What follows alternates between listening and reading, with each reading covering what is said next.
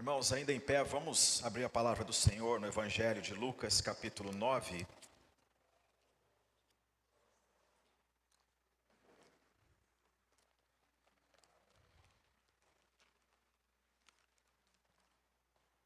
Evangelho de Lucas, capítulo 9.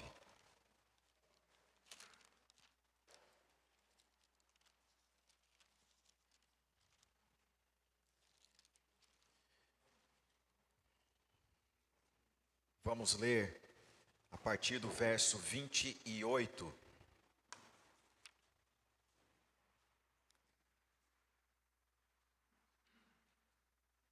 Lucas 9, 28, assim nos diz a palavra do Senhor. Cerca de 8 dias depois de proferidas estas palavras, tomando consigo a Pedro, João e Tiago, subiu ao monte com o propósito de orar. E aconteceu que, enquanto ele orava, a aparência do seu rosto se transfigurou, e suas vestes resplandeceram de brancura. Eis que 2 varões falavam com ele, Moisés e Elias, os quais apareceram em glória e falavam da sua partida, que ele estava para cumprir em Jerusalém. Pedro e seus companheiros achavam-se premidos de sono, mas, conservando-se acordados, viram a sua glória e os 2 varões que com ele estavam. Ao se retirarem estes de Jesus, disse-lhe Pedro: Mestre, bom é estarmos aqui. Então façamos 3 tendas, uma será tua, outra de Moisés e outra de Elias, não sabendo, porém, o que dizia. Enquanto assim falava, veio uma nuvem e os envolveu. E encheram-se de medo ao entrarem na nuvem. E dela veio uma voz dizendo: Este é o meu filho, o meu eleito, a ele ouvi. Depois daquela voz, achou-se Jesus sozinho. Eles calaram-se. E naqueles dias a ninguém contaram coisa alguma do que tinham visto. Até aqui, os irmãos podem se assentar.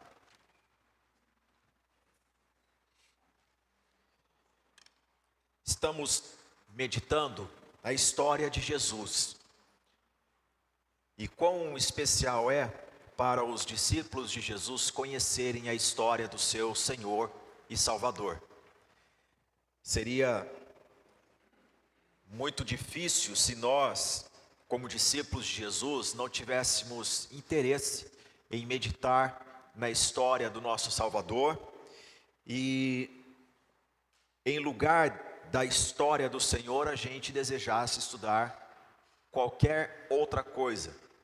E é isso que está acontecendo em muitos lugares do mundo hoje em dia, que utilizam o nome igreja e utilizam o nome de Jesus para congregar pessoas, mas na verdade, quando as pessoas estão juntas, o que elas gostam de dizer é delas mesmas, dos seus sonhos, das suas metas, não é? E ainda mais quando vai se aproximando o final do ano, as pessoas elas tiram da gaveta sua listinha de desejos. E aí começa a falar muito do que querem, do que desejam. E a pergunta que a gente deve fazer é: eu tenho buscado conhecer mais a Deus, eu tenho buscado ser um discípulo segundo o coração do Senhor Jesus. O que Ele deseja de mim? Muito bem, Deus nos concedeu a sua palavra para que nós o conheçamos, E nós devemos meditar na palavra do Senhor porque ela é viva, ela é eficaz.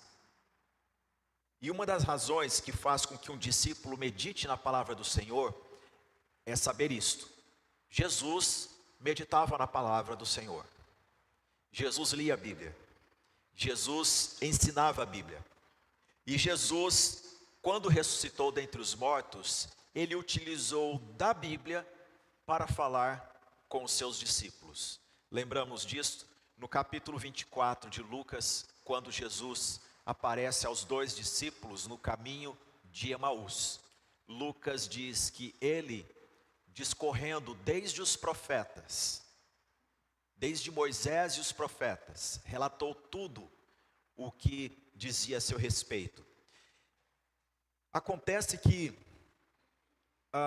as pessoas, elas estão tão devotadas em conhecer a história de homens que perdem a noção do que realmente importa. O que realmente importa é conhecer a Deus e prosseguir conhecendo-o, como disse o profeta Oséias. Mas por que a gente tem tanta dificuldade de, muitas vezes, levar a efeito uma disciplina de estudar a história de Jesus? É porque nós estamos muito devotados, gente, a uma vida utilitarista, a uma vida de resolução de problemas, de responder aos anseios, e deixamos Jesus por último. Mas se nós começarmos a dedicar nossa vida cada vez mais em conhecer o Senhor, veremos que riqueza que é a vida que conhece a Jesus de fato, não apenas no texto, mas na experiência de andar com Ele. Há algum tempo atrás, um grupo de teólogos começaram a questionar a vida de Jesus. E eles começaram a escrever bastante sobre a vida de Jesus. Isso foi na virada, no final do século XIX e um pouquinho do início do século XX.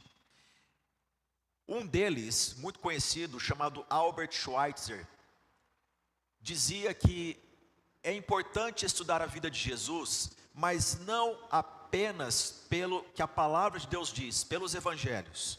Mas, dizia ele, recorramos a fontes extra-bíblicas.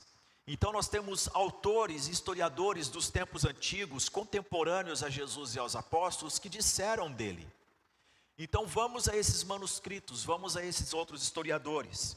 E eles tiveram contato com, de fato, historiadores que citaram a respeito de Jesus, que se preocuparam em relatar a vida de Jesus, alguns deles como Plínio, o jovem, um judeu de Alexandria, Tácito, creio que o mais conhecido deles, Flávio Josefo, um judeu que esteve presente na destruição do templo de Jerusalém, viu tudo aquilo e depois exilado em Roma, escreveu a história dos hebreus, antiguidades, guerras judaicas, livros muito importantes na história da igreja, na história do povo de Deus.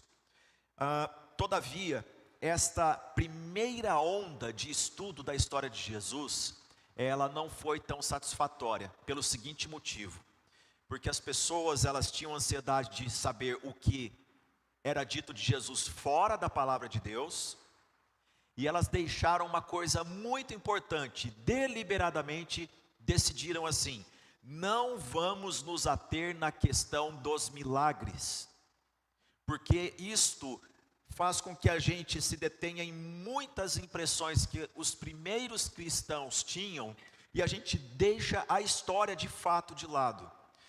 E eu faço a pergunta para vocês: será que é possível a gente conhecer a história de Jesus não considerando os seus milagres? Difícil isso, né? E eles tentaram fazer isso, e o resultado disso foi algo que vocês já ouviram falar muitas vezes, conceitos de um liberalismo teológico. O que quer dizer esse liberalismo teológico? É um conceito de que a Bíblia, ela é um livro qualquer, e vez ou outra Deus pode falar através dela, mas ela toda não é a palavra de Deus. É isso que um liberalismo teológico diz. Mas aí veio a primeira grande guerra, do início do século XX, e as pessoas se desesperaram, e muitos então voltaram-se para a palavra de Deus, e houve necessidade de estudar novamente a vida de Jesus e considerar os seus milagres. As pessoas então conceberam: a humanidade está como está, nós sofremos como sofremos, porque a gente não crê em toda a palavra de Deus, precisamos voltar para a palavra de Deus. Mas não houve muito avanço. Dos anos 60 para cá, surgiu uma terceira onda de estudo da história de Jesus. E essa terceira onda diz o seguinte: é necessário que consideremos tudo quanto a palavra de Deus diz, a Bíblia diz sobre a pessoa de Jesus, porque não tem como fechar a Bíblia e querer conhecer Jesus pelas vistas humanas e não por aquilo que Deus de fato diz sobre ele. E é assim que nós devemos considerar, meus irmãos. A história de Jesus deve ser estudada não com vistas no que os homens dizem, como se a Bíblia fosse uma literatura ultrapassada. Pelo contrário, a Bíblia é a palavra de Deus. E como um antigo pregador dizia, a Bíblia é mais atual que o jornal que vai sair amanhã de manhã. Quando nós debruçamos sobre a história de Jesus, nós não apenas verificamos aquilo que os evangelistas disseram, não apenas aquilo que escritores fora da Bíblia disseram, mas principalmente aquilo que Deus disse sobre Jesus. E o que Deus disse está de forma patente nesse texto. Jesus vai ao monte orar, e ele leva consigo Pedro, João e Tiago, nos diz Lucas 9, 28. Jesus subiu com o propósito de orar. Ele não chamou as pessoas dizendo: olha, venham aqui que eu vou transfigurar-me diante de vocês. Não, ele foi orar. Jesus tinha este hábito maravilhoso de comunhão com o Pai, e levou consigo os três. E aconteceu que enquanto ele orava, diz o verso 29, vocês viram assim? E aconteceu que, enquanto ele orava, a aparência do seu rosto se transfigurou, e as suas vestes resplandeceram de brancura. É uma mostra da glória do Cristo ressurreto, antecipadamente. O Pai fez isso. Enquanto ele orava, o Senhor manifestou a sua glória no Filho diante dos discípulos. Já imaginou como foi essa experiência? Que coisa maravilhosa! E o texto nos diz que dois varões falavam com ele, Moisés e quem? Elias. Duas figuras emblemáticas do Antigo Testamento, porque Moisés representa os escritos da lei de Deus, e Elias é o grande profeta usado por Deus para trazer um avivamento sobre Israel. Aqui o que está sendo dito é que a lei e os profetas convergem em Cristo Jesus. Moisés e Elias junto do Senhor glorificado no monte significa isso. É que toda a Escritura, meus irmãos, toda a palavra de Deus nos encaminham para a revelação de quem é Jesus. Esta é a mensagem da transfiguração. E isso que quer dizer Moisés e Elias aparecerem juntos e falando com o Senhor Jesus. E o maravilhoso é que eles são envolvidos por uma nuvem. Todas as vezes que fala sobre a manifestação de Deus no Antigo Testamento, está essa palavra, uma nuvem. Uma nuvem. No Sinai foi uma nuvem. No tabernáculo havia uma nuvem. Aqui é uma nuvem. Em Apocalipse, capítulo 1, verso 7, nos diz que ele virá sobre as nuvens. Nuvem significa isso, a manifestação da glória de Deus, que envolve, que preenche, que abraça. E no meio desta nuvem, então, uma voz fala. E essa voz diz: este, no versículo 35, é o meu filho. Está com F maiúsculo na sua Bíblia? Que bom, sua versão é boa. Este é o meu filho, o meu eleito. A ele ouvi. A história de Jesus não pode ser de acordo com ondas de historiadores. Não pode ser segundo os primeiros lá que eu citei, que queriam fechar a Bíblia e saber o que pessoas fora da Bíblia diziam. Não pode ser com um pouquinho de milagre, porque a vida é difícil. Depois das guerras, o homem repensou em como estudar a história de Jesus. A história de Jesus deve ser lida, estudada a partir desta voz que falou ali no monte: este é o meu filho, a ele ouvi. Irmãos, não faz sentido estudar a história de Jesus se nós não quisermos obedecer. Não faz sentido nós estudarmos a história de Jesus para nos tornarmos cultos a pessoas que têm respostas para conversas em família. Nós precisamos entender que a história de Jesus nos leva a obedecer a Deus. Nós passamos a ouvir a Deus. Esse é o propósito de estudar a história de Jesus. Por isso, é necessário que nós consideremos a nossa vida devocional. Como que nós estamos lidando com essa questão? Somos pessoas que se debruçam sobre a palavra e meditam de dia e de noite? Na aula de hoje eu gostaria de fazer uma viagem com vocês, para que nós folhemos a nossa Bíblia, para que nós verifiquemos tudo quanto a Escritura diz sobre a vinda do Senhor. Ou melhor, não dá para nós abrirmos todas as referências, mas eu vou viajar com vocês aqui em alguns pontos que fala sobre a chegada do Messias. E nós vamos ler o que o Antigo Testamento fala sobre a vinda do Salvador, porque quando as pessoas se debruçam para estudar a história de alguém, elas fazem uma pergunta: o que essa pessoa fez? O que essa pessoa disse?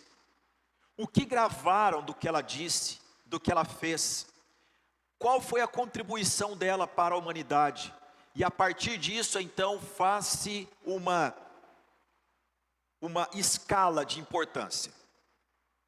Eu me lembro que um pastor, no meu tempo de seminário, ele me presenteou com um livro. Esse livro era As 100 Personalidades da História. Teve uma época aí que publicaram várias obras com este perfil: os 100 maiores inventos científicos, os 100 maiores reis da história, coisas assim. E havia ali 100 personalidades, em ordem de importância para aquele jornalista que escreveu essa obra. Ele era um jornalista americano, e ele colocou em primeiríssimo lugar, a personalidade Maomé. Logo de cara eu fiquei assustado com aquilo. E Jesus ocupava o 6º lugar. E ele justificava por que ele colocou no primeiro capítulo a figura de Maomé. Porque hoje a multidão que segue Maomé é incalculável pelo mundo e é o que mais cresce, segundo ele dizia há mais de 20 anos atrás. E o argumento dele para Jesus ocupar o 6º lugar era esse: porque a missão de Jesus fracassou. E fracassou como? No momento da morte dele, não ficou um discípulo para ajudá-lo. Todos debandaram e ele morreu sozinho. Os grandes líderes não são assim. As pessoas dão a vida por eles. Só que essa leitura é uma leitura parcial e não uma leitura segundo a palavra. Porque a Escritura nos diz que Jesus, ele morreu, ele ressuscitou, ele apareceu a esses que haviam fugido no momento da sua captura, e estes tornaram-se testemunhas oculares da sua ressurreição. Alguns deles, alguns nomes: Simão o Zelote.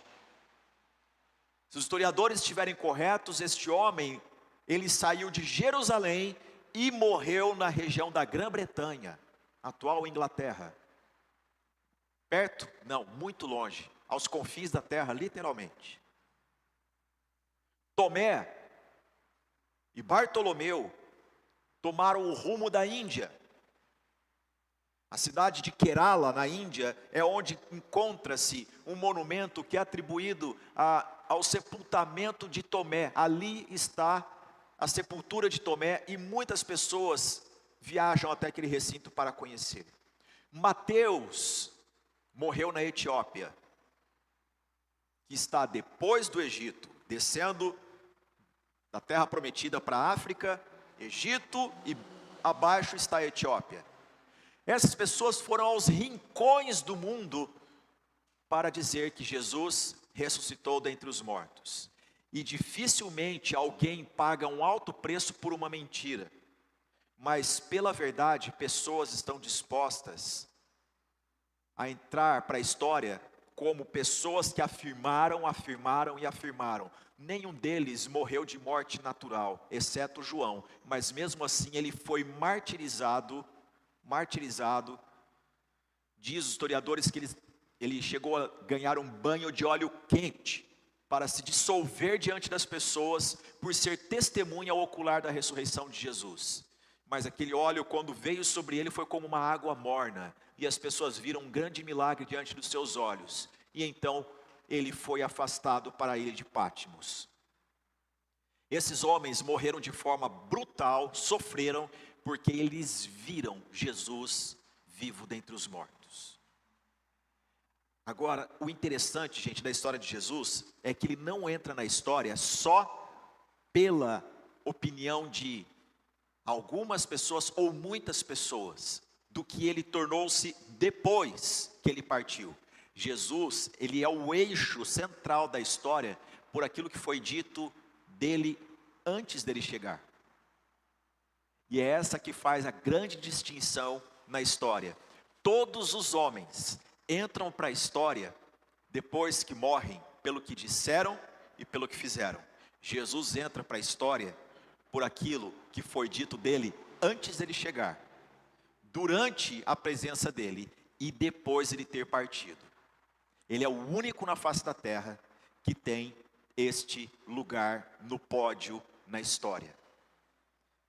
Hoje de manhã, quando eu olhei para o meu despertador, ele marcava a hora, e o dia, e o mês, e o ano. E o ano é 2024. E este ano é assim referido por causa da pessoa de Jesus.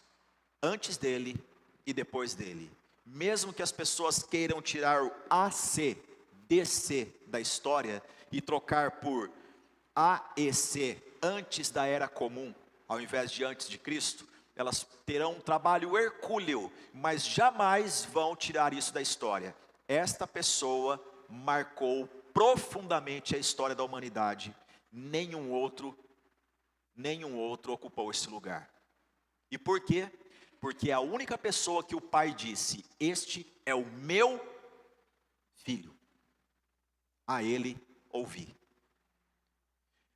Então, por onde que nós começamos a meditar sobre o que foi dito de Jesus antes dele chegar? Primeiro, vamos ver o que a Bíblia diz sobre Jesus no livro do Gênesis. Vamos correr para o livro do Gênesis, capítulo 3.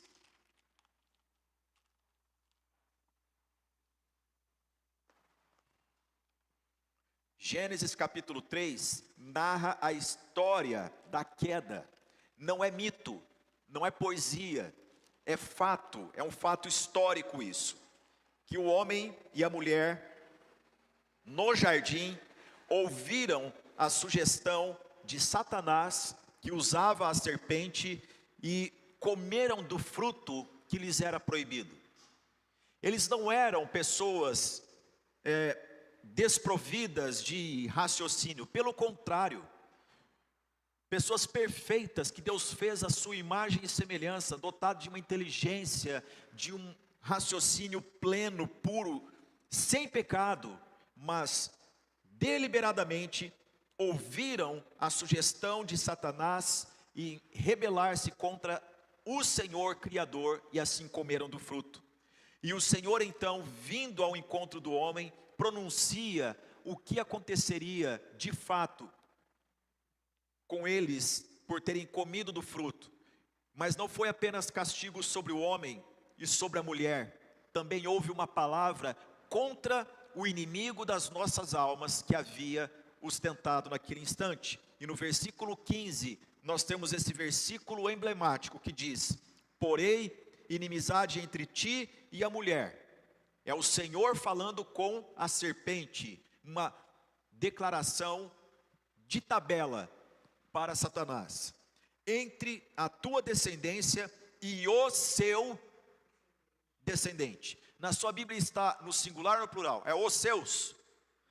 O seu descendente. Descendente de quem? Da mulher. O descendente da mulher.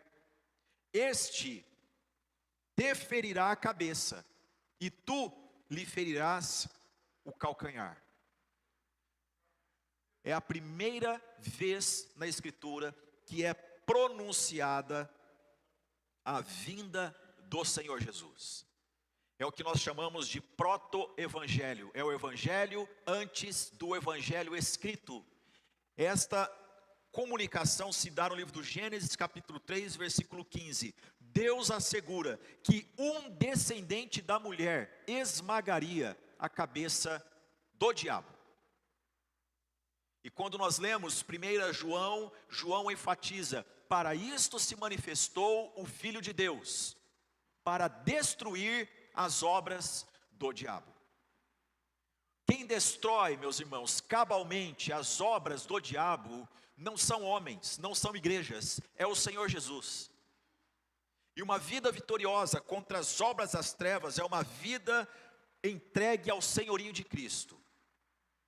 Essa é a primeira vez que nós temos uma profecia messiânica. Agora vamos viajar por algumas outras referências. Abramos a Bíblia, no livro do Gênesis, capítulo 22.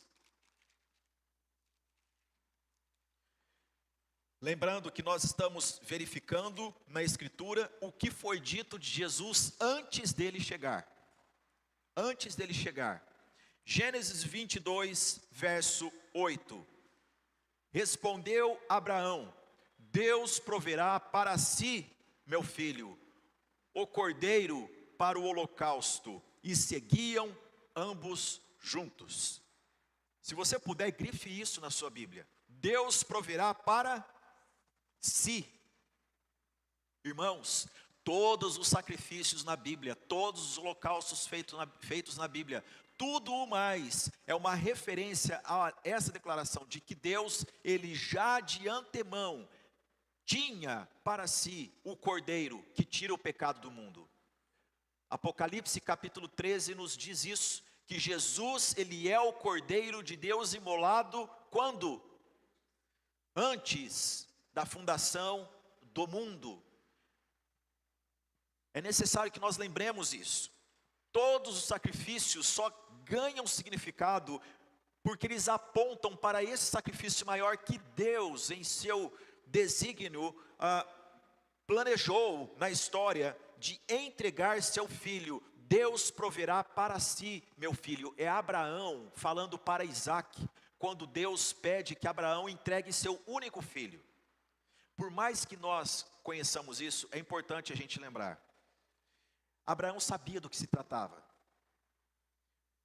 Abraão sabia. Porque quando um pai, na cultura de Abraão, pedia para que um filho viesse ao encontro dele, para ele enviar para outra pessoa, era uma forma simbólica de um trato, de um tratado entre partes. Os tabletes encontrados por arqueólogos nos últimos anos confirmam esse dado, porque nos dias de Abraão as pessoas, para firmar um contrato, elas tinham algumas práticas. Uma delas era plantar uma árvore. Aquela árvore se tornava símbolo de uma aliança. De onde será que veio isso, né? Porque a Bíblia fala que Deus criou o homem e plantou duas árvores no jardim. Referências à aliança. Outra forma que havia de contrato era de cortar um animal em partes iguais, um novilho, por exemplo, colocá-lo num terreiro, e então as partes do contrato andavam como que num 8, num símbolo do infinito, por entre as partes deste animal, proferindo palavras de bênção e maldição, caso o contrato não fosse levado a efeito. Há uma outra forma de aliança que era o filho de um contratante ir morar com o contratado e vice-versa. Os filhos eram trocados de residência, ficava sob juízo desta outra pessoa. Quando Deus disse para Abraão: Abraão, me dê teu filho, Deus está comunicando para Abraão: eu quero fazer um pacto com você. E Abraão então leva seu filho até Moriá, e Isaac faz essa pergunta: pai, eis aqui o fogo e a lenha, mas onde está o cordeiro? E Abraão, sabendo que Deus era poderoso, diz: Deus proverá para si, meu filho. Nós não temos condições de prover um cordeiro à altura, Ele proverá para si mesmo, para o seu agrado, para a sua vontade, o cordeiro. Irmãos, Abraão entregou o seu filho a Deus. Não foi necessário morrer, porque Deus viu a fé de Abraão, mas Deus entregou um filho para Abraão. Eu pergunto para você: sim, o Senhor entregou o seu único filho, o cordeiro foi provido. O cordeiro foi provido. Assim, meus irmãos, nós podemos caminhar para uma outra referência bíblica que fala sobre a vinda do Salvador, que está em Gênesis 49.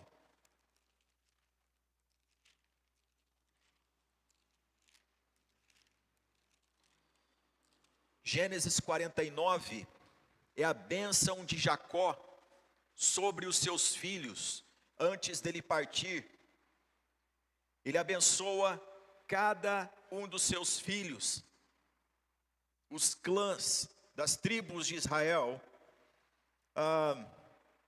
em especial dos versos 8 ao 12, a palavra do Senhor assim nos diz: Judá, teus irmãos te louvarão, a tua mão estará sobre a cerviz de teus inimigos, os filhos de teu pai se inclinarão a ti. Judá é leãozinho, da presa subiste, filho meu, encurva-se e deita-se como leão, e como leoa, quem o despertará? O cetro não se arredará de Judá, nem o bastão de entre seus pés, até que venha o quê? Siló, e a ele obedecerão os povos. Sabe o que significa Siló? O enviado. O enviado. Até que venha Siló, até que aquele enviado da parte de Deus venha. Aqui está uma declaração profética no livro do Gênesis sobre a vinda do Senhor. Em qual tribo ele viria, meus irmãos? Judá. Viria na nação de Israel e muito especialmente na tribo de Judá. Ele amarrará o seu jumentinho à avide, e o filho da sua jumenta à avideira mais excelente. Olha aqui declaração: lavará as suas vestes no vinho, e a sua capa em sangue de uvas. Os seus olhos serão cintilantes de vinho, e os dentes brancos de leite. Jacó está pronunciando a bênção de um pai para os seus filhos antes dele morrer. E poeticamente, esse texto ele parece ser estranho por causa da forma poética dele, mas ele é riquíssimo de significado. Ele está falando sobre a vinda do Senhor. Deus está usando a boca de Jacó para falar sobre o Messias. E assim nós vemos como que desde o livro do Gênesis nós temos profecias messiânicas apontando para alguém dentro da nação de Israel, dentro da tribo de Judá.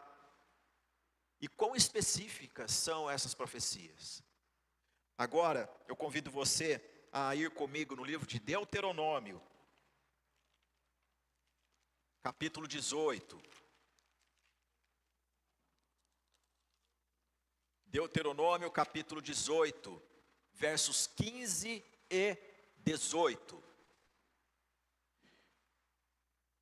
Aqui é Moisés, prestes a partir, prestes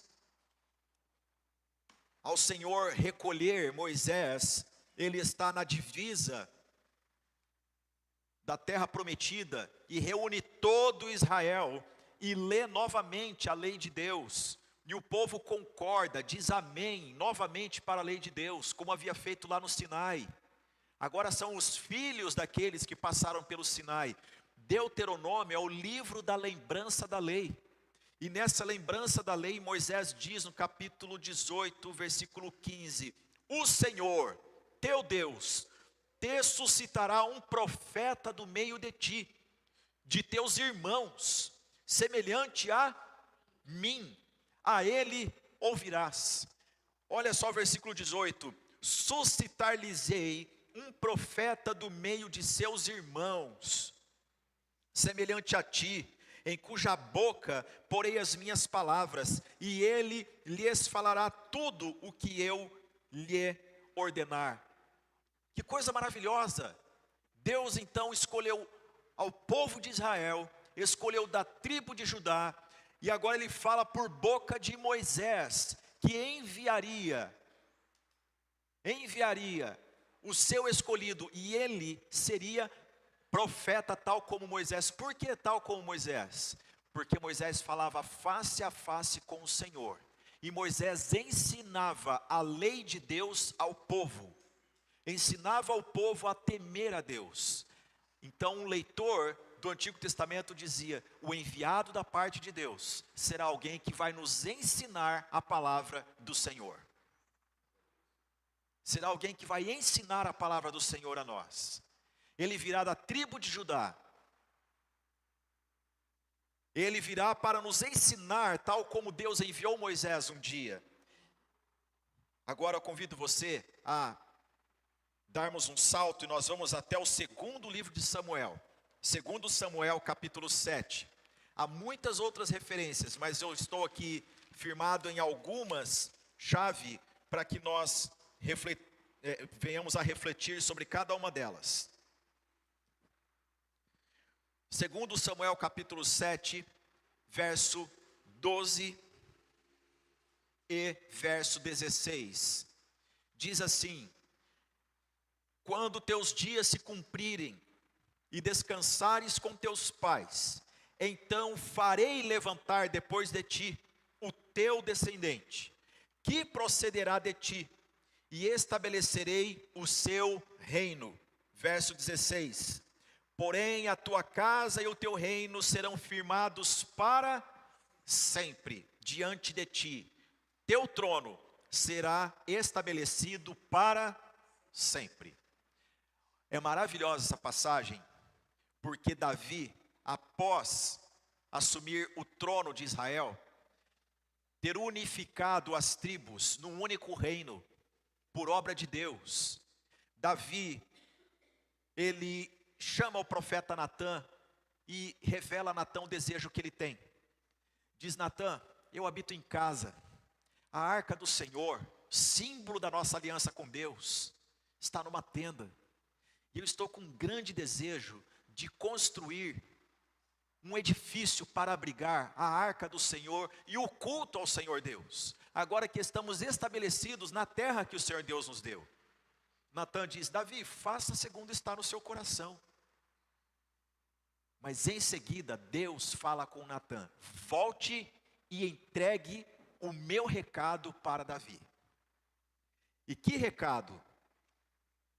Versículo 8 diz assim: assim diz o Senhor dos exércitos: tomei-te da malhada, de detrás das ovelhas, para que fosses príncipe sobre o meu povo, sobre Israel. Ou seja, Deus dizendo para Davi: Davi, eu te conheço há muito tempo, Davi.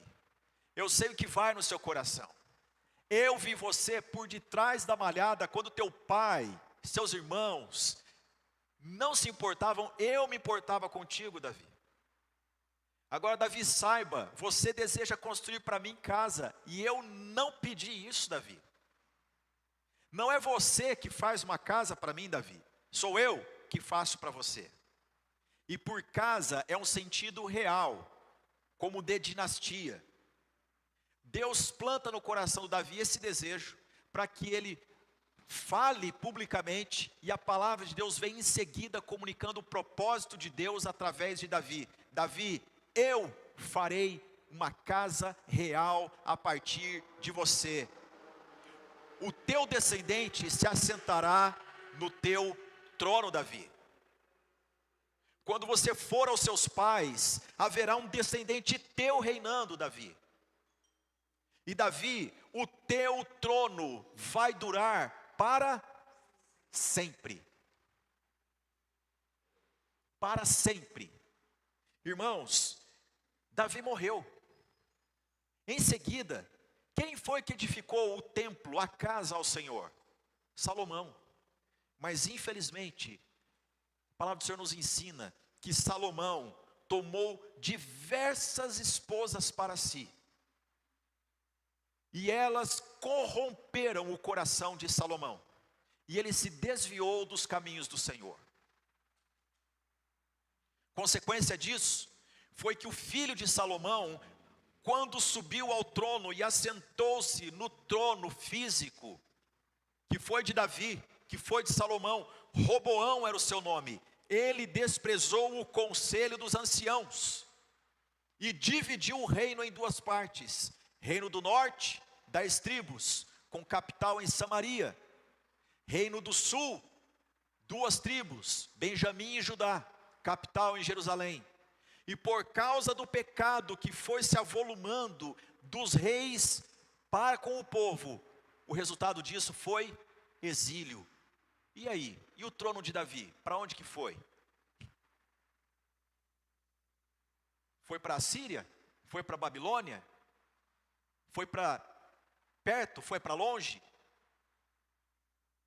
E o reino que Deus disse que duraria para sempre? Será que Deus estava falando de algo físico? De algum trono mesmo instalado num palácio? Ou Deus estava falando de algo muito maior? E filho de Davi não queria dizer imediatamente a Salomão, mas sim era uma forma de referir-se a alguém que viria a partir de Davi. Este é o significado, alguém viria da família de Davi. Então vimos lá em Gênesis que seria o enviado da parte de Deus, não de outros povos, não dos ismaelitas, mas dos israelitas, não de outra tribo, mas da tribo de Judá. E ele regeria com cetro de justiça. Ele viria como Moisés veio, para ensinar a lei de Deus ao seu povo, para fazer aliança com Deus. E agora nós vemos aqui que viria da casa de Davi. Então um leitor no Antigo Testamento poderia dizer, será um rei. Esperemos um rei, porque Deus vai nos suscitar um rei. O ungido, o Siló, que ele proferiu da boca de Jacó, até que venha Siló, o enviado, será um monarca dentre nós, da tribo de Judá, da casa de Davi. E então vemos como que essas profecias a respeito do escolhido, do enviado da parte de Deus, vai se autenticando ao longo da história. Irmãos, 700 anos antes de Jesus nascer, nós temos o ministério do profeta Isaías, um profeta palaciano, que ensinava e que chamava o povo ao concerto com Deus de dentro do palácio. Vamos ao livro do profeta Isaías, no capítulo 7. Isaías capítulo 7.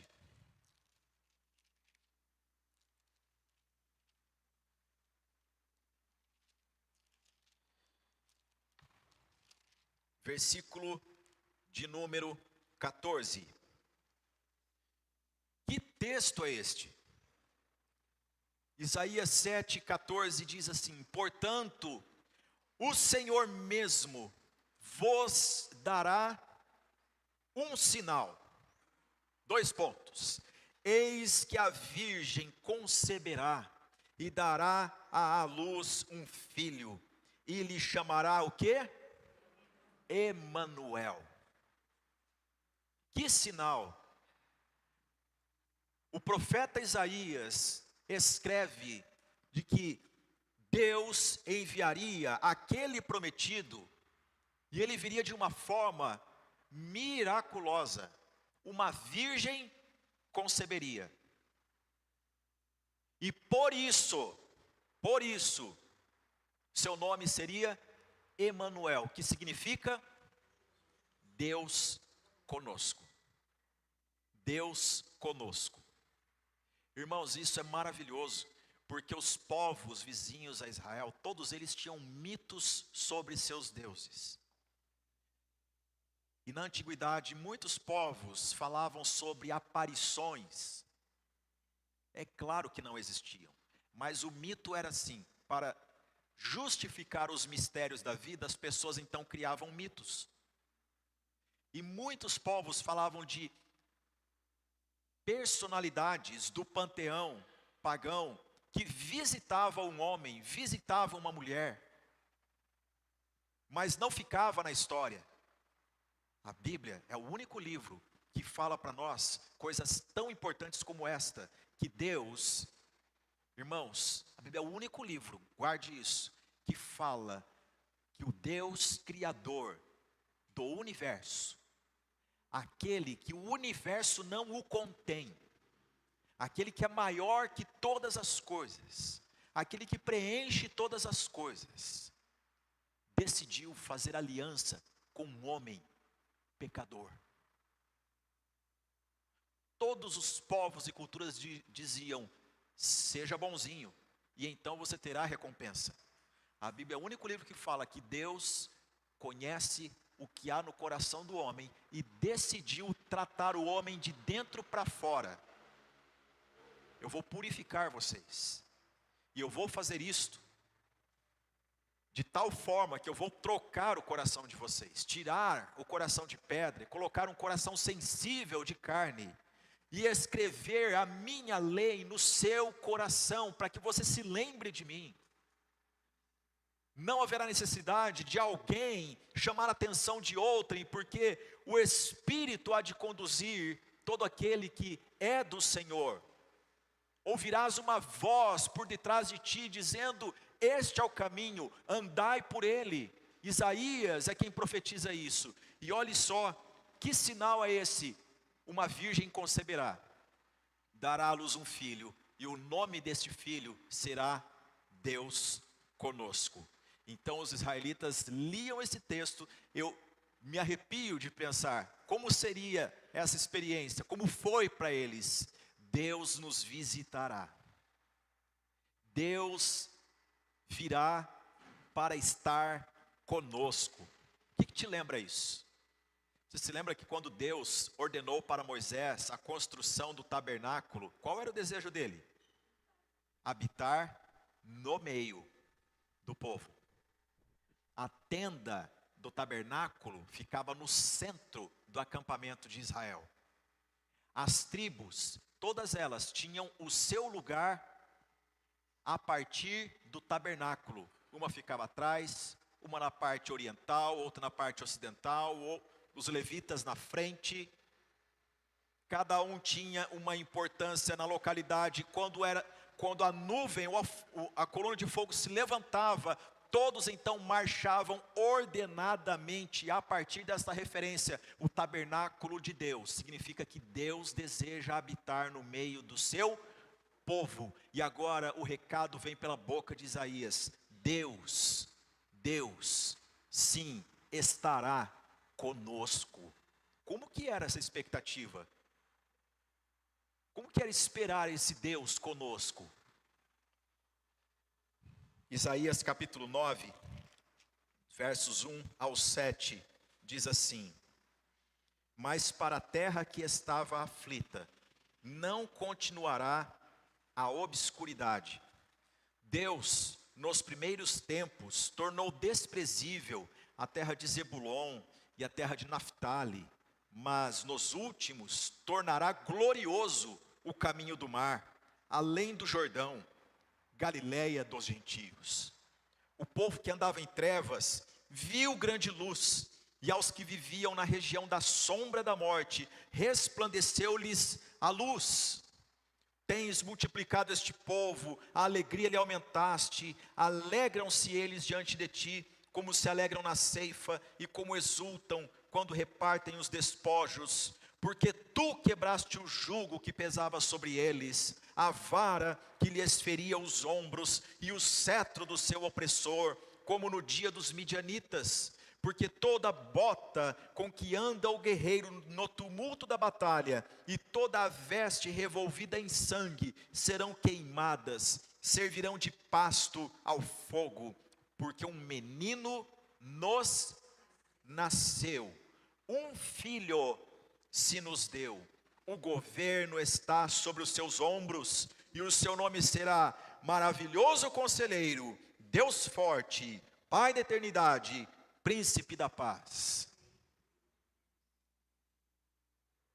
Agora veja o 7. Para que se aumente o seu governo e venha paz sem fim sobre o trono de Davi e sobre o seu reino, para o estabelecer e o firmar mediante o juízo e a justiça, desde agora e para sempre. O zelo do Senhor dos Exércitos fará isto. Não é obra humana. A virgem conceberá, Deus fará isso.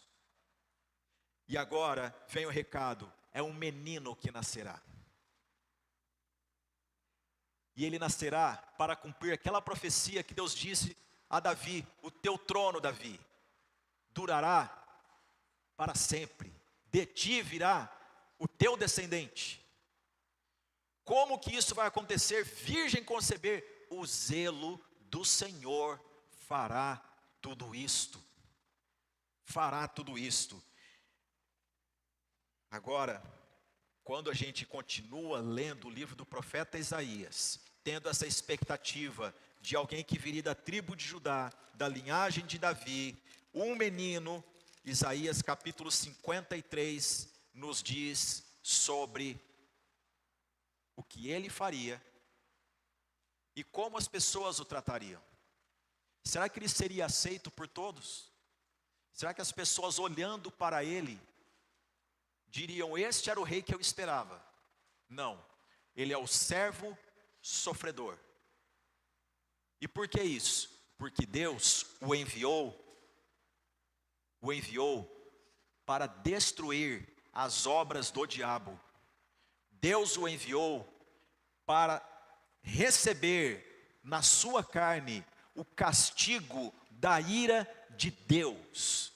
O servo sofredor em Isaías 53 é descrito nesses termos: quem creu em nossa pregação e a quem foi revelado o braço do Senhor, porque foi subindo como renovo perante ele, como raiz de uma terra seca. Não tinha aparência nem formosura, olhámo-lo, mas nenhuma beleza havia que nos agradasse. Era desprezado e o mais rejeitado entre os homens, homem de dores, e que sabe o que é padecer. E como um de quem os homens escondem o rosto, era desprezado, e dele não fizemos caso. Certamente ele tomou sobre si as nossas enfermidades e as nossas dores levou sobre si, e nós o reputávamos por aflito, ferido de Deus e oprimido. Mas ele foi traspassado pelas nossas transgressões e moído pelas nossas iniquidades. O castigo que nos traz a paz estava sobre ele, e pelas suas pisaduras fomos sarados. Todos nós andávamos desgarrados como ovelhas, cada um se desviava pelo caminho, mas o Senhor fez cair sobre ele a iniquidade de nós todos. Ele foi oprimido e humilhado, mas não abriu a boca. como cordeiro foi levado ao matadouro, e como ovelha muda perante os seus tosquiadores, ele não abriu a boca. Por juízo o opressor foi arrebatado, e de sua linhagem quem dela cogitou? Porquanto foi cortado da terra dos viventes, por causa da transgressão do meu povo foi ele ferido. Designaram-lhe a sepultura com os perversos, mas com o rico esteve na sua morte, posto que nunca fez injustiça, nem dolo algum se achou em sua boca. Todavia, ao Senhor agradou moê-lo, fazendo-o enfermar. Quando der ele a sua alma como oferta pelo pecado, verá a sua posteridade e prolongará os seus dias, e a vontade do Senhor prosperará nas suas mãos. Ele verá o fruto do penoso trabalho de sua alma, e ficará satisfeito. O meu servo, o justo, com o seu conhecimento justificará muitos, porque as iniquidades deles levará sobre si. Por isso, eu lhe darei muitos como a sua parte, e com os poderosos repartirá ele o despojo, porquanto derramou a sua alma na morte, foi contado com os transgressores, contudo, levou sobre si o pecado de muitos, e pelos transgressores intercedeu.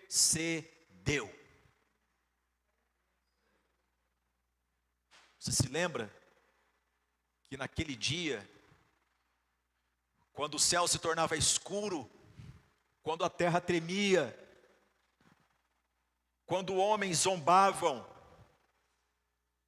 dizendo: salva-te a ti mesmo, e quando ele proferia palavras, Eli, Eli, lama sabachthani, que quer dizer: Deus meu, por que me desamparaste? O Salmo 22, um salmo messiânico. Zombavam dele dizendo: ele chama por Elias, deixa ele chamar. E diante de tamanho escárnio, zombaria, ele disse: Pai, perdoa-lhes, porque não sabem o que fazem. Pelos transgressores intercedeu. Deus meu, por que me desamparaste? Irmãos, eu sei que é um gesto simples esse, tá?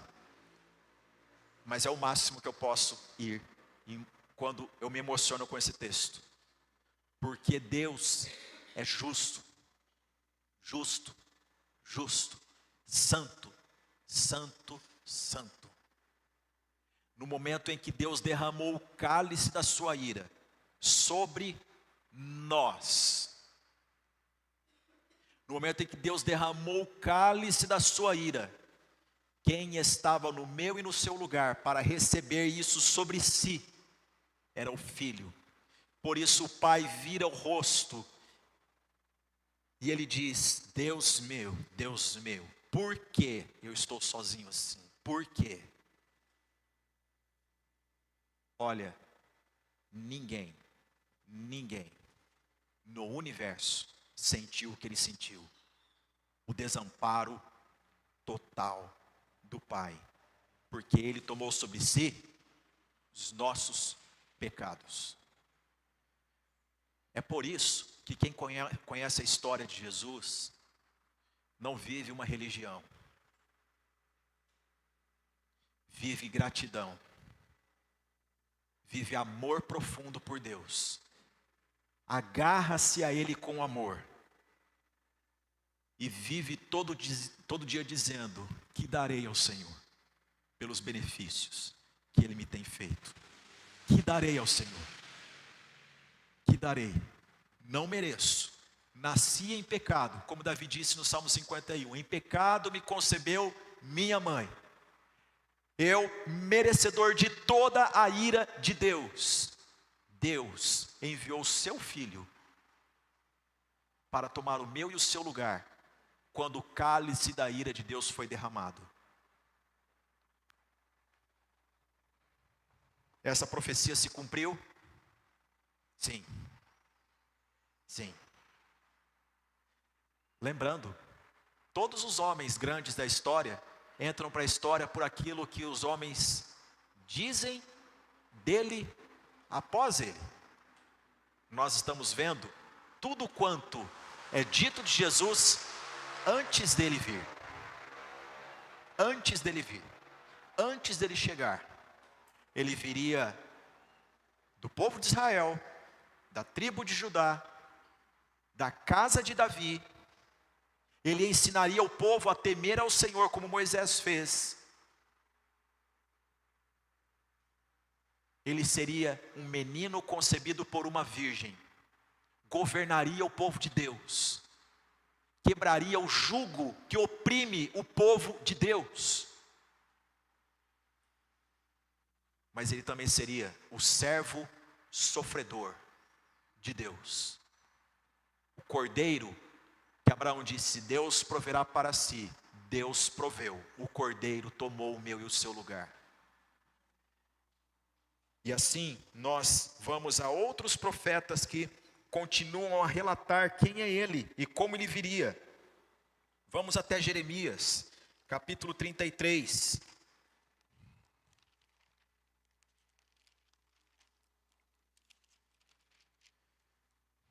Jeremias 33, versos 14, diz assim, verso 14: Eis que vem dias, diz o Senhor, em que cumprirei a boa palavra que proferi à casa de Israel e à casa de Judá. Naqueles dias e naquele tempo, farei brotar a Davi um renovo de justiça.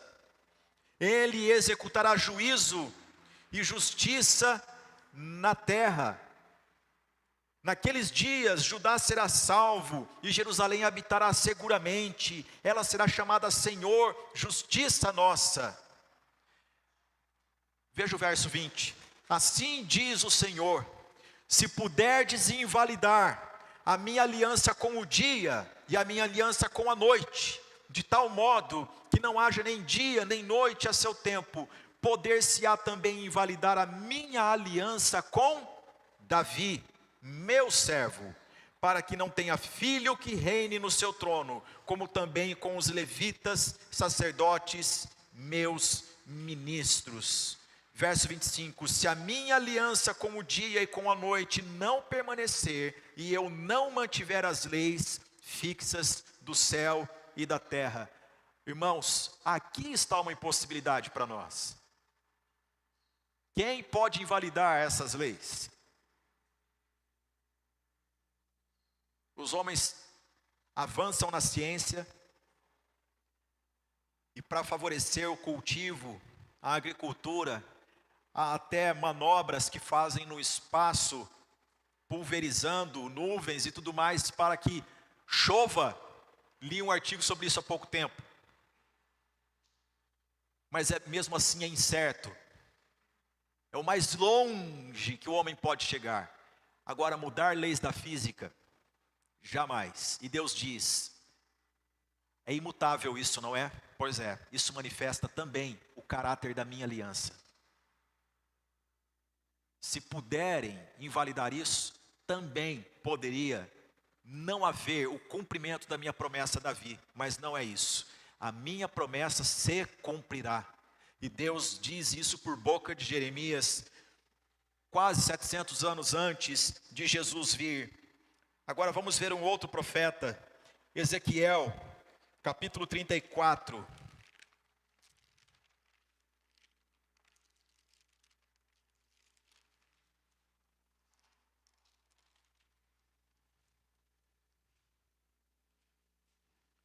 Ezequiel 34, versos 23 e 24, assim nos diz a palavra do Senhor: suscitarei para elas um só pastor, e ele as apacentará. O meu servo Davi é quem as apacentará. Ele lhes servirá de pastor. Eu, o Senhor, lhe serei por Deus, e o meu servo Davi será príncipe no meio delas. Eu, o Senhor, o disse. Irmãos, Ezequiel profetiza prestes ao povo ser capturado pela Babilônia e ser levado para longe, para bem longe, quase 300 anos depois do reinado de Davi. Deus não está falando como o Davi que nós lemos lá, Deus está usando o símbolo da aliança, proferindo sobre o que ele faria no futuro, na linhagem de Davi. E qual é o caráter desse descendente de Davi? Ele seria profeta, ele seria um rei que estabeleceria o trono eternamente, ele sofreria diante de Deus para satisfazer a justiça de Deus, e ele seria um grande pastor que reuniria todo o rebanho do Senhor Deus. O bom pastor, suscitarei para elas um só pastor, e ele as apacentará. Quanta profecia e quantas setas vão apontando na direção do Senhor Jesus. Agora vamos ver Zacarias capítulo 9, versículo 9.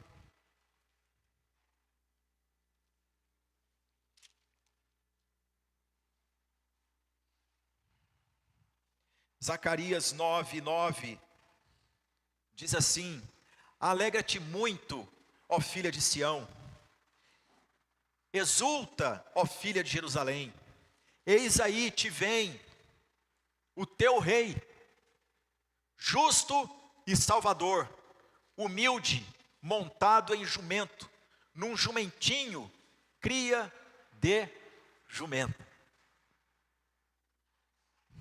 Hoje torna-se mais fácil para nós, né? Que temos a cultura da Páscoa, do Natal. Ainda temos, né? Um pouco, precisamos resgatar mais. Nós lembramos o que foi o domingo, conhecido como Domingo de Ramos, quando Jesus entrou em Jerusalém.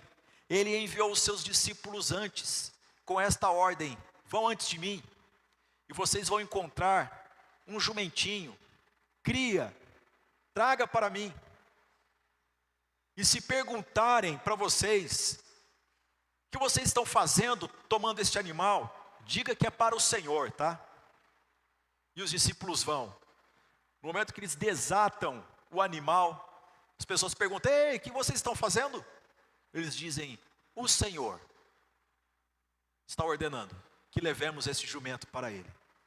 E questão de poucos instantes, a multidão aflui para a entrada de Jerusalém e forram vestimentas e com ramos, com palmas, saúdam Hosana, Roshaná, que quer dizer: Deus salva-nos, salva-nos, ó Deus, Hosana ao filho de Davi, bendito o que vem em nome do Senhor. É de arrepiar quando a gente lê uma profecia de centenas de anos antes e saber que tudo se cumpriu como o Senhor disse. Agora, eu convido você a ler o livro do profeta Miqueias, capítulo 5, versículo 2.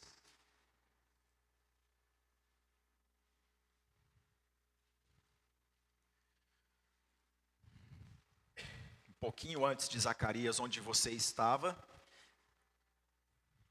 você encontra o livro do profeta Miqueias, capítulo 5, verso 2. E tu, Belém Efrata, pequena demais para figurar como grupo de milhares de Judá, de ti me sairá o que há de reinar em Israel, e cujas origens são desde os tempos antigos, desde os dias da eternidade. Meus irmãos, faz sentido atribuir isso aqui a um homem como Davi, que havia morrido há centenas de anos. O trono físico de Davi já foi tirado, a casa dele, a casa real dele, já foi tirada do governo, mas o Senhor mantém a sua aliança e profere ao longo do tempo, dizendo: eu vou enviar o Siló, o enviado, o Machia, o ungido, o Messias, como nós dizemos. Ele virá e de uma cidadezinha insignificante como Belém. Belém. Agora, quem é ele? Ele virá de Belém, cujas origens, falando sobre ele, são desde os tempos antigos, desde os dias da eternidade. Irmãos, vamos lembrar de uma coisa importante: eternidade é um atributo de Deus. Só Deus é eterno. Tudo mais foi criado, teve um momento zero, que a partir dali começou. Deus é o único que tem esse atributo eternidade. Lembra-se que a profecia do profeta Isaías, o seu nome seria Emanuel, Deus conosco, e aqui novamente está uma profecia dizendo, é a figura divina que virá ao nosso encontro, o Messias, o Mashiach, ele é Deus entre nós. Agora que nós lemos Miqueias 5:2, podemos ler, por último, Malaquias, capítulo 3.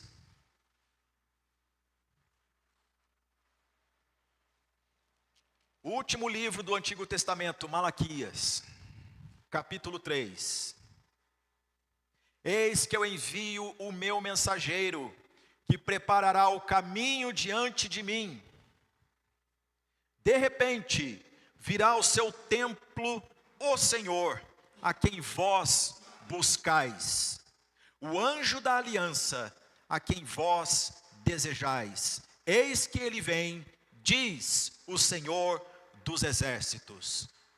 O recado aqui é bem claro: o Senhor mesmo virá ao teu encontro, povo de Deus. O Senhor há de entrar no seu templo, povo de Deus. Mas ele antes enviará um mensageiro que vai preparar o caminho. Marcos nos diz que naqueles dias apareceu João batizando nas regiões do Jordão. E então escribas e fariseus perguntavam para ele: quem és tu? És tu o Messias? Não, eu não sou. Então quem és tu? Ele disse: eu sou a voz que clama no deserto, preparai o caminho do Senhor, endireitai as suas veredas, façam caminhos planos, o Senhor está vindo. Qual o significado disso? Há uma palavra grega que é muito cara, chamada harpazo. Essa palavra diz respeito a uma tarefa de um mensageiro, quando um rei, um monarca estava chegando numa determinada cidade, ele enviava um mensageiro, um estafeta, antes dele. E esse adentrava a cidade, ia até o governo dessa cidade e dizia: olha, o rei está vindo aí atrás de mim, está chegando, prepare o caminho para que ele venha, a comitiva real está vindo. E então as pessoas organizavam tudo, arrumavam, limpavam a cidade. Se houvesse alguma obstrução no caminho, algum animal solto, guardavam, deixavam tudo favoravelmente para que o rei adentrasse. O profeta Malaquias diz nesses termos de que Deus mesmo viria ao encontro do seu povo, mas ele enviaria alguém antes dizendo: o rei está chegando, arrumem o caminho, ele está vindo, ele está chegando. E qual era a mensagem de João Batista, meus irmãos? Arrependei-vos, porque o reino de Deus está próximo. E quando Jesus foi batizado por João, depois ele foi tentado no deserto, e ele começou o seu ministério, a sua mensagem era: arrependam-se, porque é chegado o reino dos céus. Meus irmãos, a história de Jesus, nós vimos aqui algumas profecias do Antigo Testamento, algumas delas. Todo o Antigo Testamento aponta para Cristo. A diferença de estudar a história de Jesus e a história dos homens tidos como grandes é que os homens da história recebem o seu lugar na prateleira depois que eles partem, a partir da visão de outros homens. Jesus, ele está na história porque não existe história sem ele. Ele é a razão de todas as coisas, porque dele e por ele e para ele são todas as coisas. Jesus não está na história porque os homens depois decidiram. Jesus é essa pessoa tão cara e importante e tão necessária na nossa vida, que Deus o prometeu para nós, e prometeu ao longo de toda a Escritura, dizendo: eu vou cumprir a minha promessa, eu cumprirei a minha promessa. E o Senhor veio, meus irmãos, o Senhor veio. Na linguagem de João, o verbo se fez carne e habitou entre nós. Quando João fala habitou entre nós, é a linguagem do tabernáculo. O verbo se fez carne e tabernaculou entre nós, montou a sua tenda no nosso meio. Ele veio, ele veio. Qual é a aplicação da nossa aula de hoje? Meditando em profecias do Antigo Testamento que apontam para Jesus. Meus irmãos, nós temos de lembrar uma coisa muito importante: Deus é o Senhor da história. Deus é o Senhor da história. A história não é um corredor de acasos, de surpresas para Deus. Deus é o Senhor da história. Segunda coisa que nós aprendemos nesta aula é que Deus intervém na nossa história, por amor a nós. Por amor a nós. Estudar a história de Jesus nos torna mais confiantes, serenos, num tempo de guerra como nós estamos, de desespero, num tempo em que os homens estão querendo provar a grandeza deles, uns para com os outros. Vamos nos voltar para o nome sobre todo o nome, o nome de Jesus. Em tempos em que as pessoas estão questionando, será que é a terceira guerra mundial? Onde fica esse botão perigoso que, se o homem apertar, a humanidade toda some? Fique tranquilo, Deus é o Senhor da história. Ele provou isso para nós. Ele enviou o seu Filho. Por isso nós estamos aqui. E o maravilhoso é que lá no capítulo 53 do profeta Isaías nos diz assim: ele verá o fruto do seu penoso trabalho e ficará satisfeito. Neste exato momento, o Senhor Jesus está ressurreto dentre os mortos, à direita do Pai, no corpo glorificado, carne e osso glorificado, à direita do Pai, olhando para a sua igreja, e ele sente prazer no fruto do seu penoso trabalho. E ele olha ao longo da história, diz: valeu, valeu, resgatei, está consumado, você é meu. Meus irmãos, estudar a história de Jesus nos faz ouvir isto. Deus dizendo: este é o meu Filho amado, a ele ouvi. Coloquemos-nos em pé.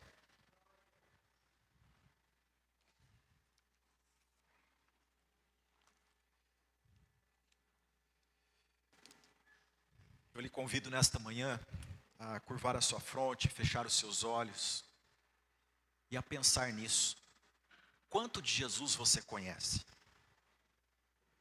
Quanto ele é especial para você? Eu lhe convido a orar nesta manhã dizendo: Senhor, eu desejo te amar com o amor devido. Trabalha isso no meu coração. Que eu não tenha meu coração dividido neste mundo. Que eu ame unicamente ao Senhor, porque o Senhor veio ao meu encontro me resgatar. Meus irmãos, vale a pena nós estudarmos a vida de Jesus, sabermos tudo sobre Jesus, e menos de nós mesmos. Isso é saúde pura para a nossa vida, para a nossa alma, para os nossos ossos. Que nós nos devotemos à palavra do Senhor, que meditemos na palavra do Senhor e que sejamos crentes, discípulos de Jesus de verdade. Faça a sua oração onde você está. Vou pedir para que o reverendo Ivan nos conduza nessa oração, neste momento. Os irmãos vão levar o microfone até o irmão.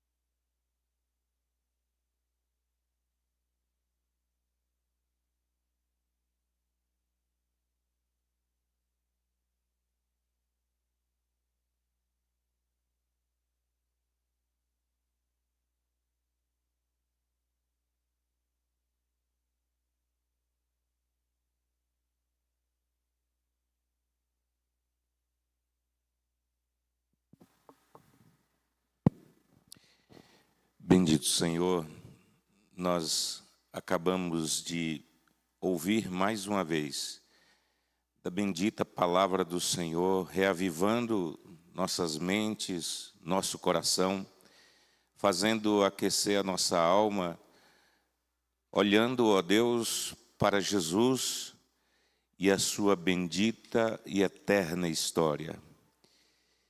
Que bom, Senhor, é lembrar que o nosso Senhor não é um agente estranho na história da humanidade, mas é o Senhor da história da humanidade. Que bom, Senhor, é podermos olhar o que nos disseram os profetas a respeito do nosso Senhor. E que bom saber que eles falavam a verdade de Deus para nós. E as verdades antigas permanecem inalteráveis. As verdades antigas são também eternas, porque são palavra de Deus. Que bom relembrarmos que não servimos a um Deus morto, mas o Rei eterno e imortal. Ó Deus, nós bendizemos o Teu nome e rogamos no nome de Cristo que tudo isso que nos foi trazido nesta manhã, na Tua palavra, de fato aqueça o nosso coração e determine os nossos passos, as nossas atitudes e alimente a nossa fé.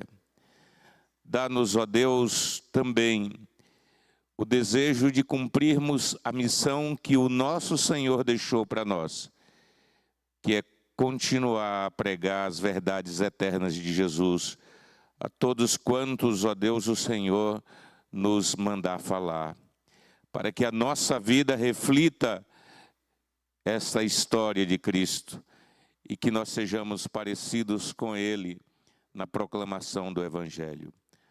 No nome de Cristo nós te oramos e agradecemos para a glória de Deus Pai. Amém.